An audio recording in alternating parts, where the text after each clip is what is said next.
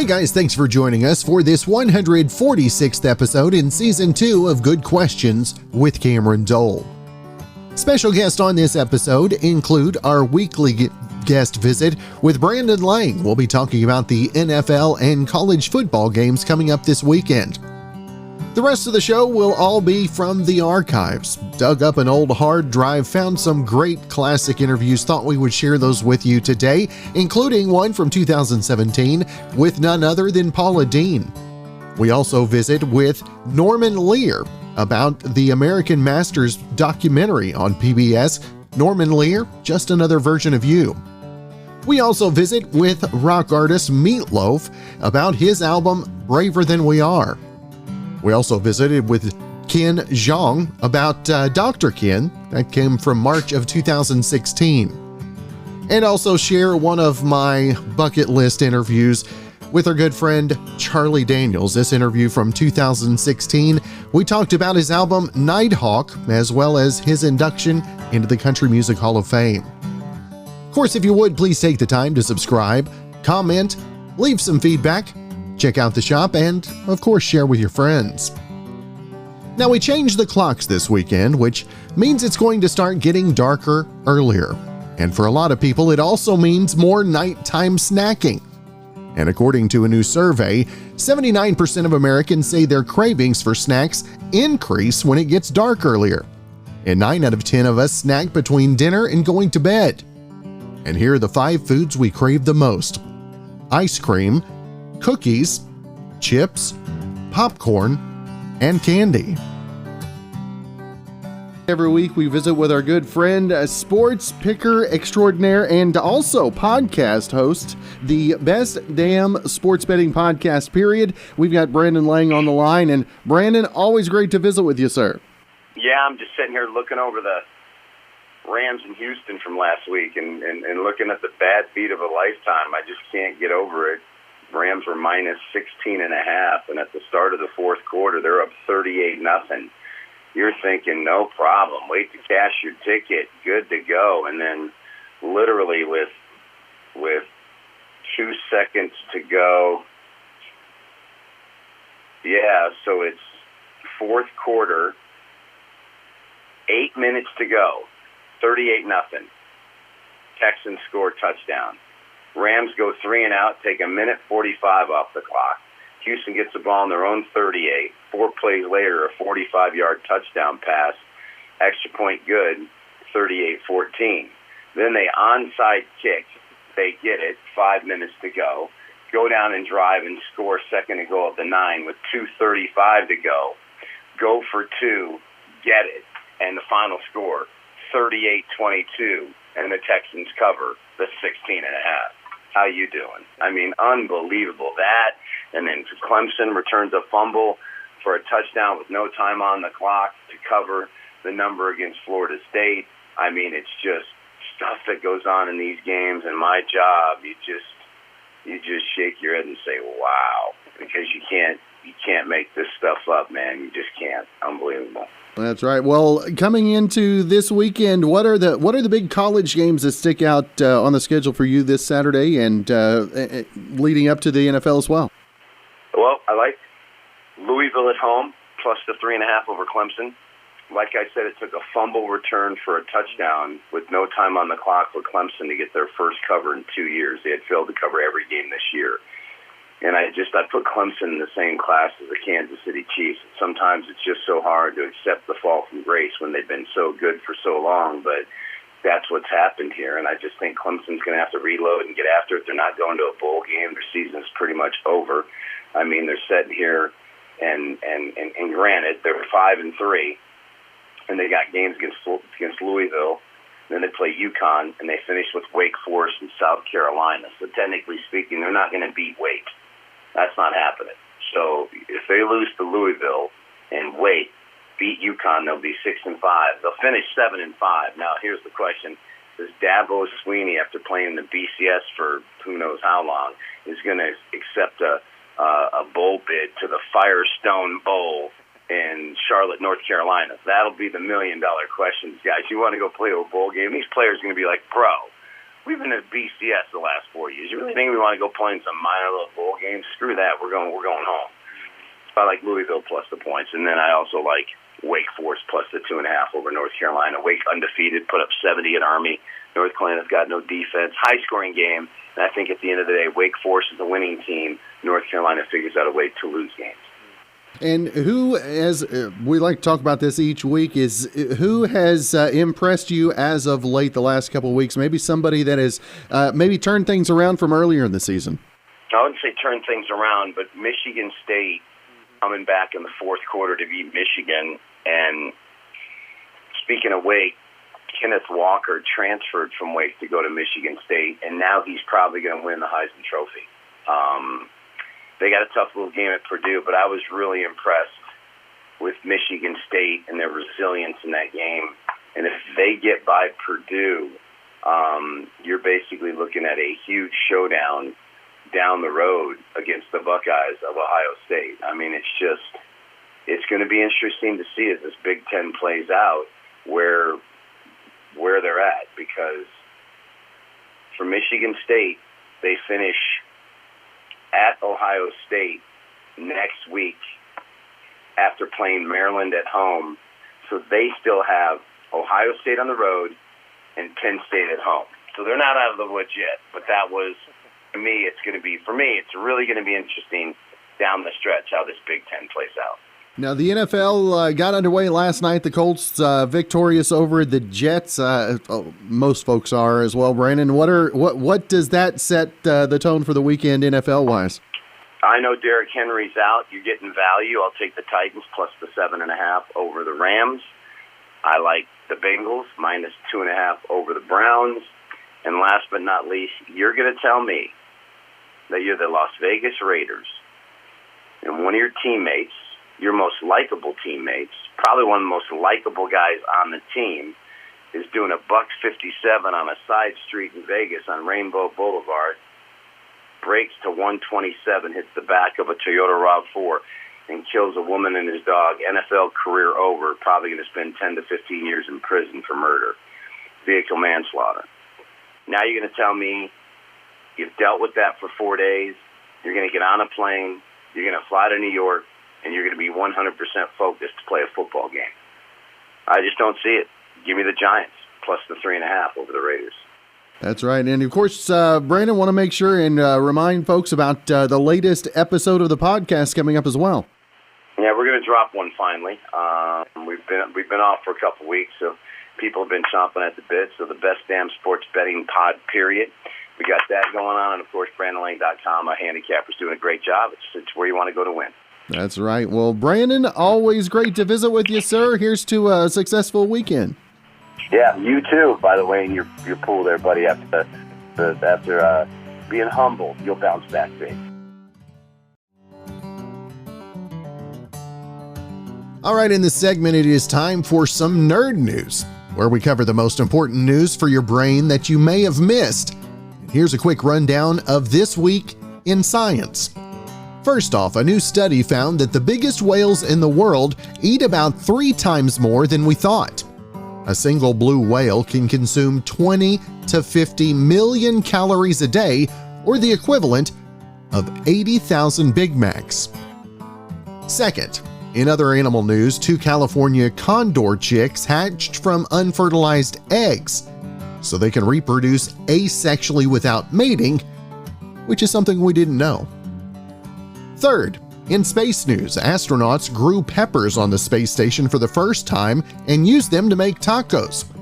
And Sam Adams has a new limited edition beer called Spacecraft, made with hops that orbited the Earth on a SpaceX mission in September. And finally, a study found that if we got rid of daylight savings time, it might actually be bad for our health. Waking up when it's dark out isn't good for us. It messes with our sleep patterns, so if we didn't fall back this Sunday, our internal clock would be confused for 3 full months instead of a few days twice a year. Very excited to have the queen of Southern cuisine, Paula Deen, on the line with us. And first off, Paula, thank you so much for taking some time to be on the show. Oh, Cameron, well, thank y'all for having me. I'm just thrilled to be dropping into Oklahoma.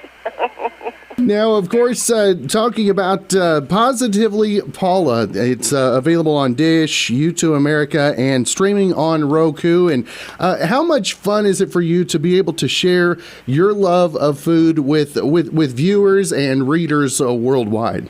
You know, Cameron, that's hard to put into words.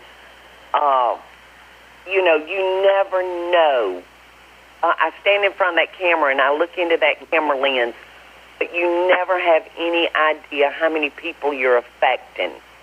And when I go out, when I'm in airports and people come up to me and say, "Oh gosh, Paula, you saved my life when I was going through chemo. You brought a smile to my face in a hard time." And, you know, so you just have no idea what is going on in people's lives that might be watching your show. And it's very humbling, very, very humbling. And, you know, it's my goal is to just ask people to sit back 30 minutes and forget everything that's aggravating them or stressful, and just sit back and relax and laugh and have a good time with me. How important do you see food playing a role in people's happiness as well? I mean, it seems to bring back memories for so many. Yes. Food is a common denominator between all mankind. You know, we all have to have to survive. And I know when my husband calls himself going on his diet, he's grumpy. He is grumpy. So food definitely can feed your soul as well as your belly. You know, it stirs up memories when people come to our restaurant. I know one day I walked down on the floor, Cameron, and a grown man, he was a little older than myself, and he was crying. I saw tears rolling down his face. And I walked over and I put my arm around him and I said, "Sir, are you all right? Is everything all right?" And he looked up at me and he said, "I thought I would never taste my mother's food again." And he said, "Come in here. I have tasted her food again, and I can't thank you enough for that gift." So, to me, that's powerful. Do you have a particular maybe go-to recipe or a go-to comfort food that really sticks out, that is one of your favorites that you can always, like I said, it's your go-to, if you will? Well, that would probably have to be fried chicken. And biscuits. I have out there the most incredible biscuit mix you've ever put in your mouth. And all you have to do is add buttermilk to it. And it makes biscuits that take you back to your great-grandmother. They are melt-in-your-mouth delicious biscuits. So that's definitely a go-to. I had the pleasure of having house guests this weekend that are from up north, and we were celebrating her last radiation therapy from breast cancer. And they had never really had a southern meal, so I cooked country fried steak, rice and gravy, collard greens that I grew in the yard, fresh butter beans and okra, deviled eggs, biscuits, and I served it along with the figs that I grew in my yard, fig preserves. And, of course, the eggs come from my chickens.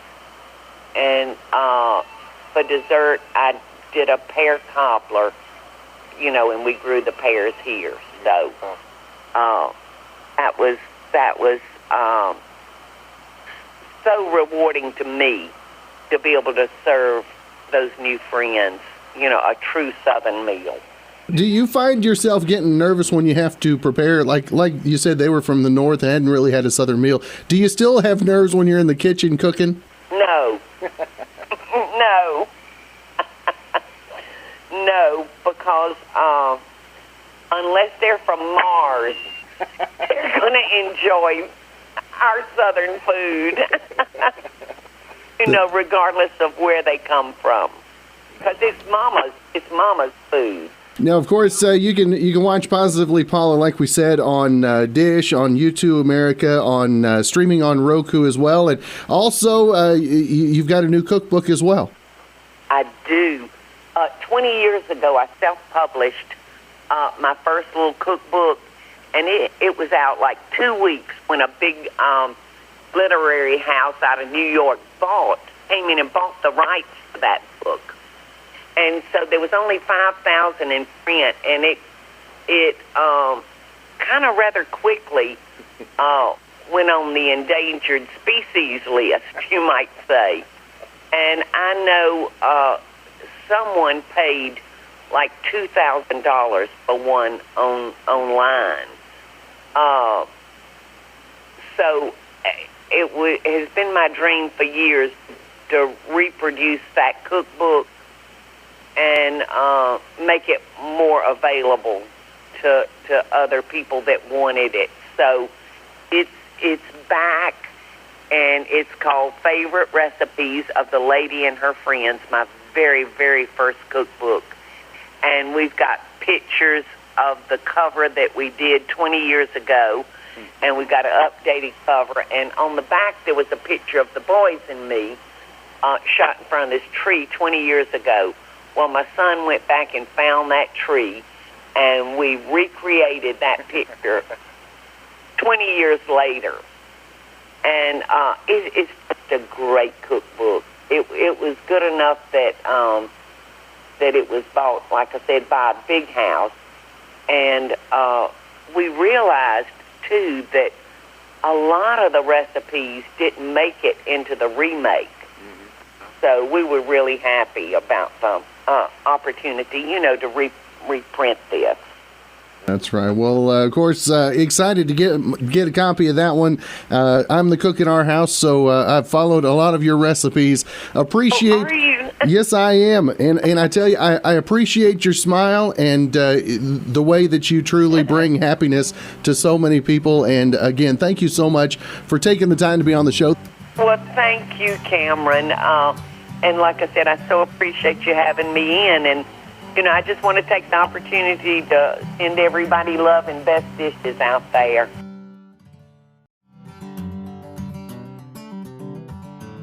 Well, daylight saving time ends this Sunday morning at 2 a.m.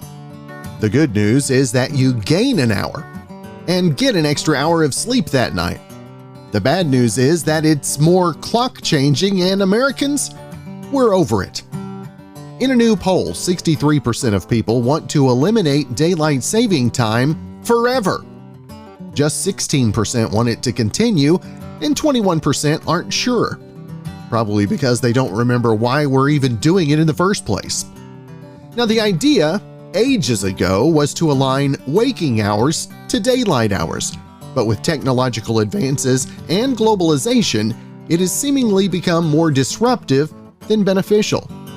And get this, Democrats and Republicans, they agree. Exactly 67% of both parties would cancel the clock changing, while just about 15% of both want to keep it. And a majority of every age group wants daylight savings time tossed, except young people ages 30 and under, where only 42% agree. Now, for what it's worth, if daylight saving time did stop, 48% of people would prefer that we keep the word spring forward hours for a later sunset. Can't say enough how excited I am to have Norman Lear on the phones with us this morning. And first off, Mr. Lear, it is great to have the chance to visit with you this morning. Thank you. I just love being here. Now, got a new American Masters that's going to premiere nationwide coming up on Tuesday, October 25th on PBS. And as PBS has been doing these, I think this is number 28 in the series. And to be involved with that and to have them come to you and want to do a celebration of your career, what is that like to know that they took the time and wanted to include you into that? they not only took the time, but they had two remarkable women, Rachel Grady and Heidi Ewing, to produce and direct. And when I met these women who had already done a half a dozen documentaries that over the years, I just adored. These women are considerably younger than I, but they have been at it, that is, making documentaries for some years. And I was just thrilled with their ideas and their plans. And I think what your audience will see is a kind of life story. On film, they haven't. It's fresh. It's extremely ingenious and very different from anything I've ever seen. And you've been in my life, but it's their film. That's right. It's just another version of you. And Norman, you've been involved with so many groundbreaking series that to have your hands on, and back in the 70s and early 80s, and to see those still being fresh and relevant today as well. You kind of push the boundaries, and I wonder if maybe that's something that folks need to be doing a little bit more of. Well, if I push the boundaries in those shows, wait till you see what Grady and Ewing, the boundaries they pushed in making this film. It's not like any other biography I've seen, and I couldn't be prouder of it. And like we said, pushing boundaries. And actually, it was, I know that you kind of took a step back from television production for several years and got into some other works as well that I know that are near and dear to your heart, that you actually have gone out and pursued other ventures as well. And tell the listeners, if they didn't know where you went, obviously you had some things that you were pushing for as well. It started when I was a kid, as you will see in the film, or as you may have read in my book. My father went to prison when I was 9 years old, and it was at the same time that a guy by the name of Father Coughlin, a priest with a major radio audience who was politically crazed, I think, and he was he was very racially unsound and anti-Semitic. So I'm a Jewish kid, 9 years old. My dad is gone, and this guy is telling me the world hates Jews. And my saving grace was in public school. They had civics lessons. And I was learning about a Constitution, a Bill of Rights, a Declaration of Independence that said, no, that is not the American way. The American way doesn't say you're a good or a bad Christian, depending on your political point of view, or that you have to be a Christian to get to heaven. That we are all God's children. Anyway, I took that. I needed it so, and it was there for me. And kids don't have that anymore, and it hurts like hell. And I fight every way I can to get civics back, to learn what really is important about our country, those promises we've made to one another about our mutual safety and soundness. So long as we are Americans, we're not equal runners, and we're not equally pretty, and we're not. But under the law, we enjoy the same safeguards. And how important was that as producing the shows that you were involved in, the Jeffersons, Maude, the Sanford and Son as well, to show the diversity, but also the opportunity that we should all receive as well? Right. Well, that's basically what all those shows were about. They were about family, love of family, closeness of family, but that family includes the family of man. And if the shows were about anything, it was about our common humanity. The title of my film comes from my bumper sticker, which has for some years read, "Just another version of you." Because that's the way I feel. We are versions of one another. That is right. And Norman, how important do you think it is? I know that we've come a long ways, but I know there's still a lot of work to be done in diversity of all aspects of life as well. Well, I think we've taken a few steps back where racial harmony, when you take a look at what has happened with the LGBT community, the giant steps this country has taken to insist that part of our community is as safe as any other part of the community under the law. But we haven't succeeded in our economics, in our housing, in our humanity, in making skin color not matter, in making ethnicity not matter. We are human beings, all of us, and some of us are Americans, and we need to treasure both in a common way. That's right. Now, a lot of folks may not realize that you are actually still working as an executive producer and actually have a new reimagined Latino version of One Day at a Time that's going to be out on Netflix coming up in January as well. January 6th, this being a new era, Netflix, at 12:01 in the morning across the globe, this show will appear. And all 13 of them. So by Wednesday, they will know how many people may have binged and watched all 13. Ready now for a new year. That is right. That is right. And you talk about the streaming services, and actually that has allowed me to teach my 11-year-old, who is an avid Sanford and Son fan, and that just absolutely loves that. And it allows you to get to some of your work out to an extremely different audience than before.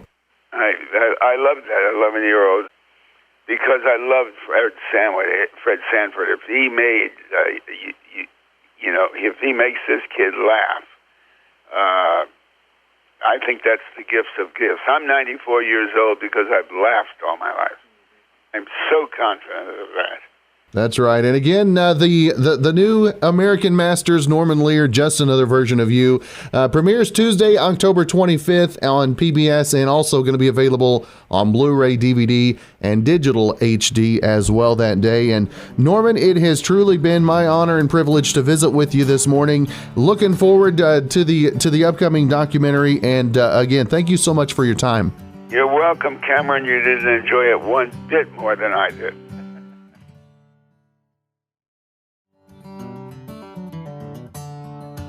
Turkey is synonymous with Thanksgiving, but let's be honest, the sides are what make the meal.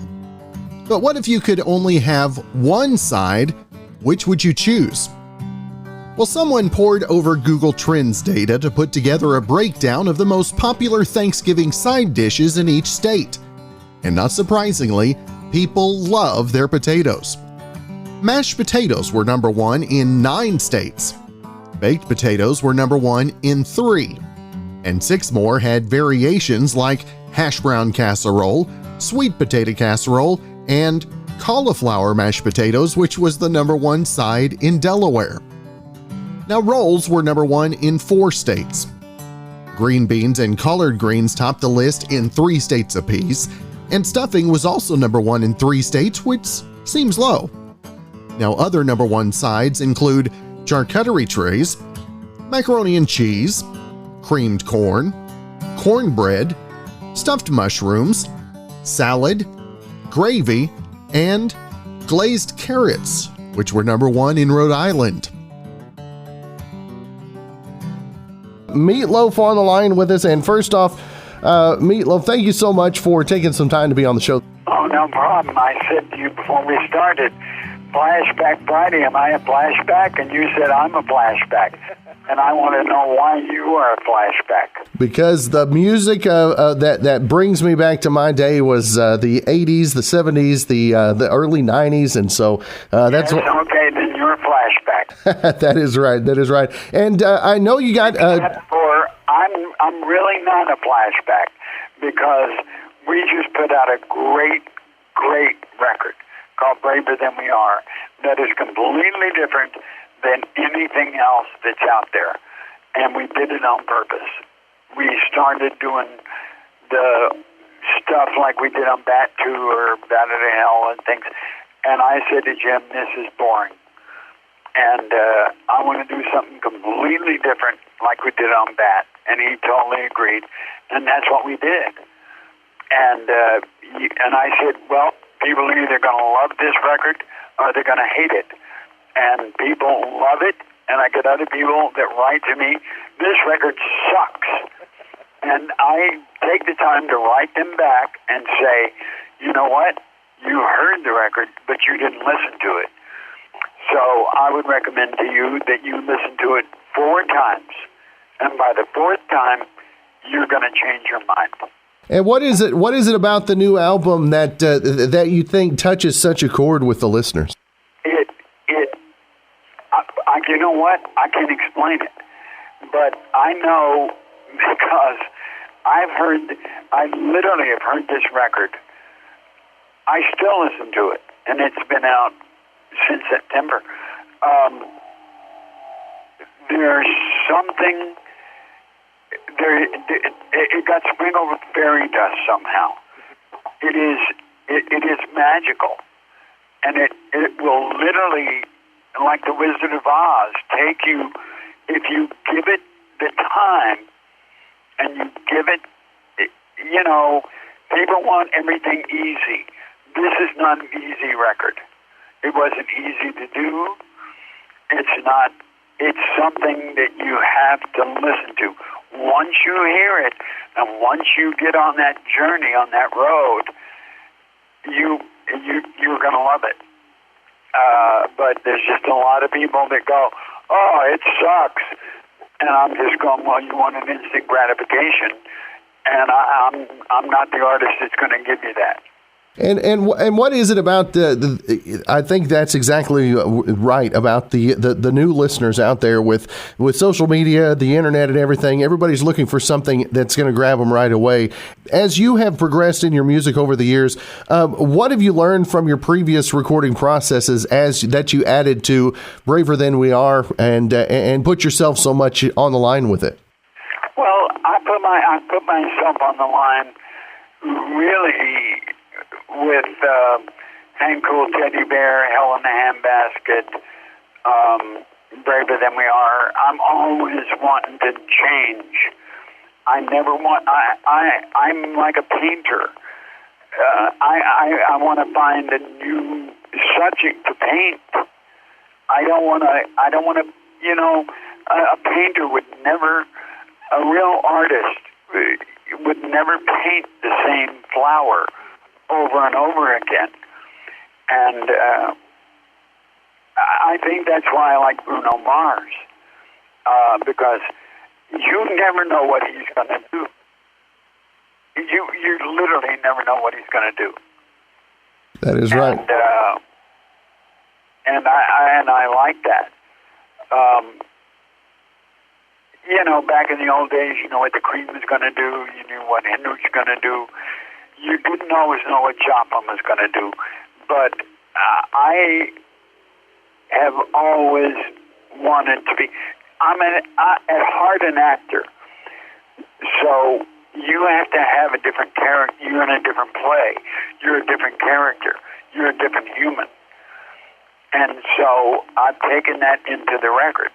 Every song is a character. This entire record was sung as a 19-year-old. Because the first song is the first song that Jim Steinman ever wrote when he was 19. So when we started the record once, we threw it out, we started again. I said, I didn't tell Jimmy, I didn't tell anybody. And I didn't want this record to have tracks. And I was forced to. And I was forced to by Spotify. And then Spotify doesn't even have it on their little playlist. So as soon as I finish all these today, I've got a conference call with my managers, and I want to know what the hell's going on. So I wanted this to be one continuous piece of music. And he said, and I went out and met with the president of Apple, of iTunes. And he said, I got to have tracks. I said, you got Mozart on here? He goes, yeah, probably. I said, well, he didn't have tracks. You're going to call him and tell him to get tracks? And he laughed. And he said, yeah, but you're here and you need tracks. So I want to do the record over and make it what I wanted it to be was a symphony. I'm a different artist. I want to be as original and as different every time as possible. That's right. And the new album, Braver Than We Are by Meatloaf. And, of course, Meatloaf, they can always... different and unusual. That is right. That is right. Now, where can people keep up with information about not only the album, but also if you're going to be around the local area as well? Where can they find more information on touring? Well, okay. We weren't going to talk about health, but I had spinal fusion. And it is a bitch. And I try not to take painkillers unless the pain is like sending me to the roof. But with that, I'm in pain constantly, and I have 6 months of rehab to go through. So I'm like I had to cancel 2 tours. I was supposed to be on tour in Europe right now, and it's like I'm beside myself. I have been working constantly since 1967 until we were on tour in Canada, and it became so painful, my back in Canada, that the last 3 shows, I have no idea how I did them. I have no idea how I walked out there. And I felt horrible for the audience. I mean, I could sing, but it was like I couldn't move like I like to move. And I was in tears at the end of shows because I felt I'd let the audience down. And I can't stand that. I can't stand letting the audience down. The audience is... The audience and the fans are the most important. I wouldn't be here if it wasn't for them. That is right. I know that. That is right. And I'm a plumber. I'm their plumber. That's how people go, what do you do? I go, I'm a plumber. And I come and I fix your pipe. I fix your pipe good. I give you a fair price. And when you got them that's something else, then you call me again. Well, that's why I've been able to sell out, every show. There's very few, maybe 10 shows in, well, not 40 years, but 39 and a half years that have not been sold out. Well, Meatloaf, again, I appreciate your time and look forward to, I know the healing will take place. I know exactly what you're going through. Thoughts and prayers to you as you go through that. And again, check out the new album, Braver Than We Are. Meatloaf, thank you so much for your time this morning. Oh, thanks. And thanks for having me on Flashback.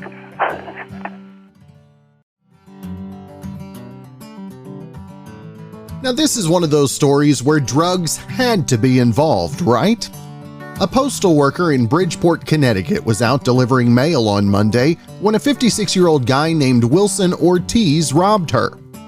Now, he walked up to her mail truck and pulled a gun, but he didn't want the mail she was delivering or even her wallet. All he wanted was rubber bands. Now, he told her to give him all the rubber bands she had. Now, mail carriers have lots of them apparently, and the post office uses them to keep our mail organized before it's delivered. Now, she was worried he might shoot her, so she didn't ask questions. She just gave him a big handful, and he took off on foot. There was also a teenage boy with him, but it doesn't sound like he's in any trouble. Well, cops tracked Wilson down nearby and knew they had their man because he had a big wad of rubber bands wrapped around one of his wrists. They also found a small amount of PCP in his pocket. Now he's facing charges for robbery, possession of a controlled substance, and child endangerment. Ken Jeong from Dr. Ken. And first off, Ken, thanks for taking some time again this week. Thanks, Cameron. I just kind of wanted to share this week's episode with you, and thank you for always being so cool. Well, I tell you, the episode coming up, I know that this is near and dear to your heart as well, the storyline. And share with the folks just a little bit. The episode is actually called Dickie Wexler's Last Show. And what was the inspiration behind the writing of this episode? Well, I'm one of the writers and exec producers of Dr. Ken, as you just said, and this is my favorite episode of the series, and also one of my favorite things I've ever done in my career. This is based on my experiences as a real-life doctor taking care of patients with cancer, also based on my wife's fight against breast cancer. I'm proud to say she's 7 years cancer-free, and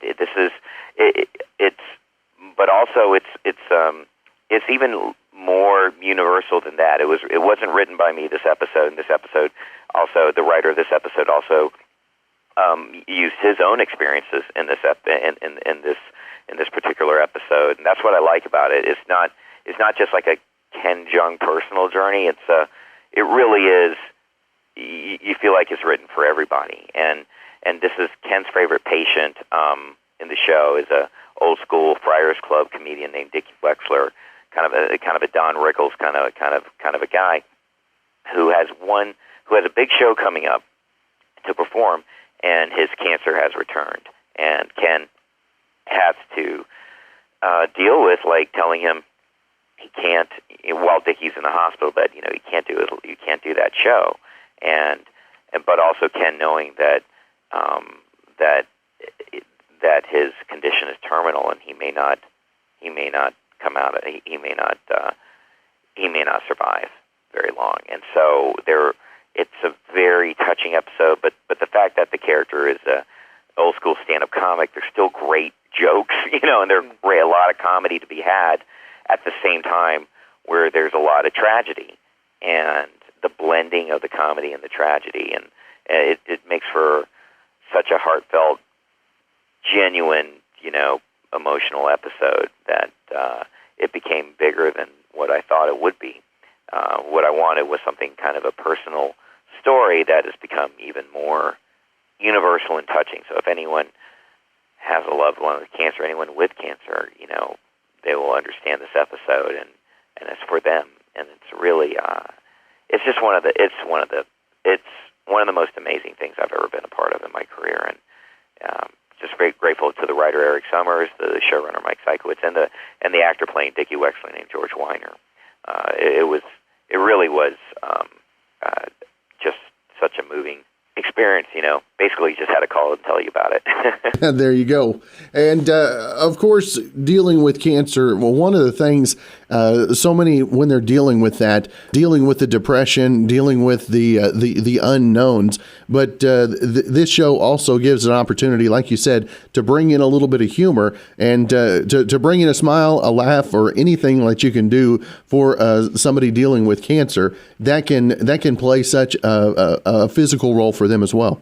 Yeah, and what I liked about it, the Ken's patient's clearly suffering, and then, there's a moment where Ken's listening to kind of an old album of his act, and, so there's genuine moments and tears are being shed while there's hooker and Vegas jokes, so it's really, there are moments that are, the fact that the episode itself is genuinely funny and some just great jokes, great moments of comedy, plus the emotional telling of the story. Because there are great jokes in the episode, it just makes it that much more touching. It's like the heart of it. It's like the heart of the jokes are. The more you cry, it's kind of amazing. That's right. And of course, Dr. Ken, we've told you 8:30 Eastern, 7:30 local time on ABC, Dr. Ken. And Ken, I tell you, I enjoy having you on each and every time. I love your heart and the way you put yourself out there as well. And as a doctor yourself and going through these experiences, did that bring back some memories for you that made this episode maybe a little bit more difficult as well? Yeah, it did, and not just as a spouse of a cancer survivor, but just because dealing with patients with cancer and patients who have passed away from cancer. Every day during rehearsal, I was crying. So it was a difficult one. Well, I know the last week when we talked, I asked you for some insight on Dave. Well, Dave gave me a little insight on you as well last week when I spoke to him, and I didn't realize, but you're kind of like the show starter. You're the guy that gets up there, and you're like the stand-up comic as to kind of bring the live audience to life. Yeah, every taping I go out before we begin, and I talk to the audience. I get up there in the audience stands, and I basically warm up the crowd and get them going, and it's it's a lot of fun. And Dave also will participate in it from time to time. Both he and I will come up on stage together. So, again, Dave Foley, one of my comedy heroes, and also I'm proud to say one of my good friends. He's just a good person. That's great, and like we've said so many times before, a great cast, and you can see the camaraderie. It comes across on the screen as well, and most definitely an episode you don't want to miss. Tomorrow evening, 8:30 Eastern, 7:30 local time. Dickie Wexler's last show on Dr. Ken on ABC, and Ken Jeong, it is always great to visit with you, and don't make it so long until we talk again. Yes, sir. Thanks again. Thanks, Cameron. Thanks so much for the love and support, and then also just the genuine conversations we have, because I do believe in just in life, not just in radio and TV. Conversation's a lost art, and I just appreciate you being so cool.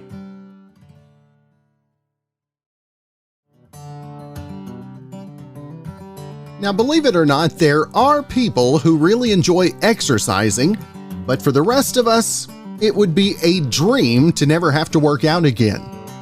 So what would you be willing to give up to never have to work out again? In a new poll, 34% said that they would hand wash all their dirty dishes for the rest of their life. Now, okay, that's rough, but I'm definitely considering it.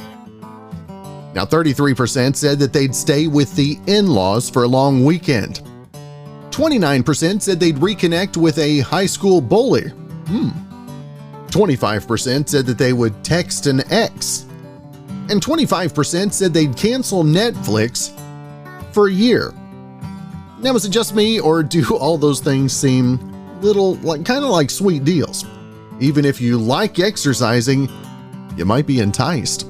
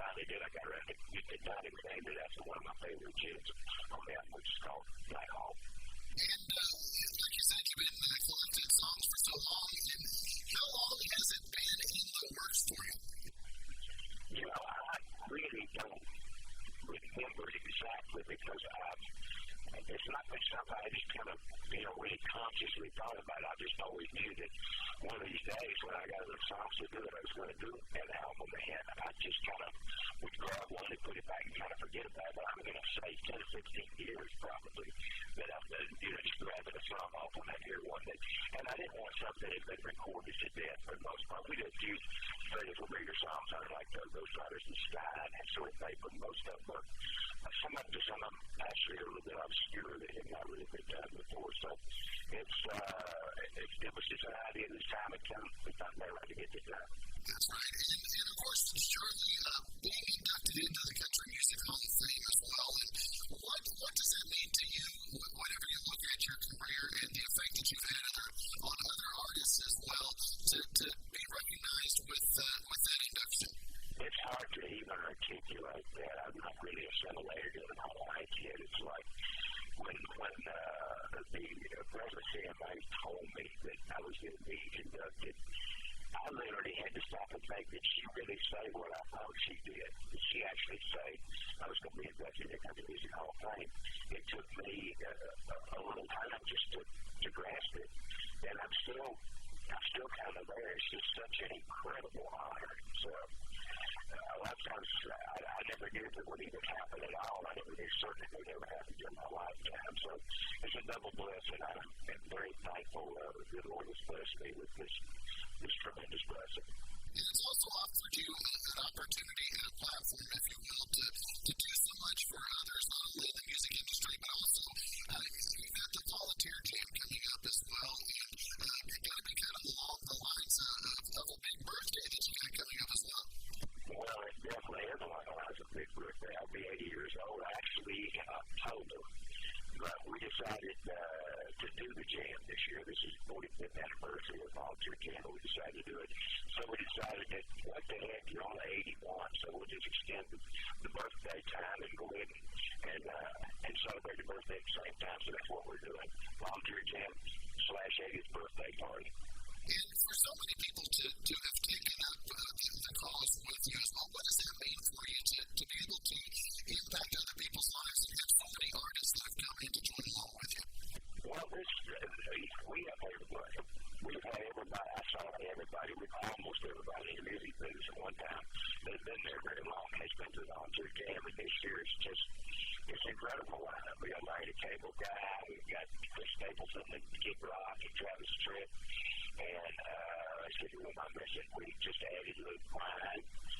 We've got some other folks who are going to be added as go on. It's going to be a whale of a show. It's going to be as good a show as we've ever done in all these 42 years. And I'm extremely looking forward to it. And Charlie, whenever you see the folks that are lining up to join in with it, like you said, the Luke Bryan, the Kid Rocks, Larry Cable Guy, your music has touched so many lives in so many ways. And for you to have that impact across so many genres, did you ever have any idea that the music you were putting out was going to have that kind of effect? Well, I never knew, you kind of play your music and kind of see where it lands, see what it does. Of course, I never looked at my career so much. I wanted longevity. I wanted to be around for a long time because I enjoy what I do so much. I never really thought about, gosh, I'm going to be doing this when I'm 80 years old. You don't think about that when you're 35. But now that it has gone that far, I will tell you how I feel. I feel very, very humble. The night that I was inducted in the Grand Ole Opry, I told the crowd, the Bible says God will give you the desires of your heart. Do you see that come true on this stage tonight? Because it is one of the deep desires of my heart to be able to do the Grand Ole Opry and happen. And that's kind of the same thing here. It's another blessing that the Lord has bestowed on me, and I am extremely thankful for it. And obviously, one of the biggest hits and the one that probably known for Old Eddie that I've went down to Georgia is a favorite of so many. Is that one of your personal favorites? Or I always like to ask an artist what one of their personal favorites is. Well, how could it not be? Yeah, I like that song a lot. I did, big songs you try to play. No, I don't. I get a chance to play it better tonight than I did last night, better tomorrow night than I did tonight. I've never played perfect yet. So, I love playing all our songs, even the ones we've been playing for 30 years. I still enjoy playing them every night. And Charlie, who was it whenever you were getting started? Was there anybody that really had an influence into what you became as an artist and as a songwriter as well? There were a lot of people. There were so many people. But when I came along, back I was born in 1936, and the radio stations weren't very many as there are now. There were not 4 bands in the kind of music. They played every kind of music. They played country music and you look opera music today, which at one time was big bands and of course gospel. I got the blues business out there. It's like I smattered of all of it. And about the time that Elvis and Paul Perkins and those guys started to come along, we got the rock type stuff. So I was exposed to so many different kinds of music when I came along. I would be hard pressed to name one person, that had actually had a huge impact on me. But I would have to say, I think Elvis Presley has had an impact on everybody who's come along since he started. I think that's right. And again, the new album, Meatloaf, is available. And Charlie wanted to give you an opportunity to tell folks where they can pick up the new album as well. Well, you should be able to pick it up at stores. You can just go to JohnnyDaniels.com, our website, and we've got everything you ever wanted to know about Charlie Daniels, Thomas Play, you don't even care about them. That's right. Well, Charlie, it's always been a privilege to visit with you. Always have a great time. And thanks so much for your time. Thank you, my friend. Well, thanks again for joining us for this 146th episode of Season 2 of Good Questions with Cameron Dole. If you ever have a comment, a question, anything else you'd like to know, you can hit me up on the contact page at gqwithcam.com. You can also find me on the socials, Instagram, Twitter, TikTok, and Facebook at GQWithCam. If you'd like to help out in the funding for this podcast, you can visit our merch store where we've got hoodies, shirts, tumblers, mugs, stickers, and more. gqwithcam.com/shop. And if you have a special guest idea, you can email me, gqwithcam@gmail.com. Well, thanks again to our good friend Brandon Allen for coming up with our theme music.